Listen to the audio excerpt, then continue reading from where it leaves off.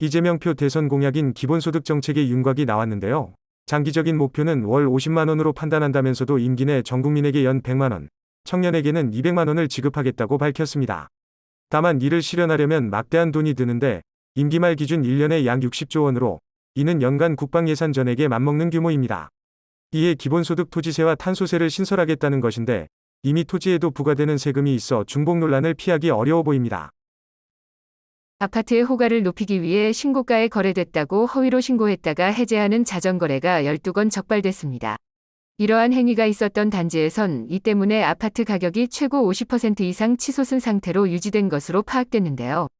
중개사가 처제의 아파트를 자녀의 명의로 고가로 매수 신고 후 제3자에게 높은 가격으로 매도 후 종전 거래를 해제하는 방식이라는 겁니다. 현행법으로는 일반인에게 처벌이 어려워 과태료 처분이 고작이라고 합니다. 모더나 백신의 경우 한 번만 맞아도 델타 변이를 72% 예방할 수 있는 것으로 나타났습니다. 36%에 불과하고 두 번 접종해야 88%에 달하는 화이자 백신의 델타 변이 예방률을 크게 웃도는 수준인데 모더나는 델타 변이 감염 시 중증화 예방률도 96%에 달했다고 합니다. 이는 같은 mRNA 방식이지만 이를 감싸는 지질 나노 입자 등의 차이가 있기 때문인 것으로 추정되고 있습니다. 절기상 1년 중 가장 덥다는 대서인 어제 오후 3시경 동두천시에 위치한 기상청 자동 기상 관측 시스템에는 40도를 기록했습니다.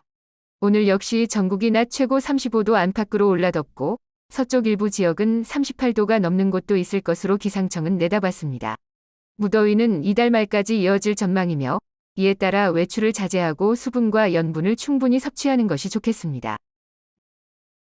코로나19 백신 접종 예약 시스템이 계속해서 지나친 접속되기에 오류 등 파행을 빚자 정부가 결국 네이버, 카카오 등 민간 기업에 SOS를 보냈습니다. 본래 이런 공공 IT 사업 분야에는 원칙적으로 자산 10조 원 이상 대기업 집단은 참여가 불가능하지만 상황이 상황인 만큼 예외적으로 함께 논의한 것인데요. 과기부 관계자는 이달부터 20, 40대가 예약을 진행하는 만큼 힘을 합쳐 사전 예약 시스템을 개선하겠다고 말했습니다.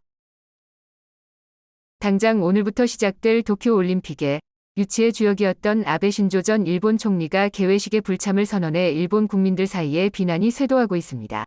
올림픽 유치를 자신의 최대 치적으로 홍보하더니 막상 발을 빼고 있는 모양새인 것인데 이에 비겁함에 극치라는 등 일본인들의 분노가 쏟아지고 있는 것입니다.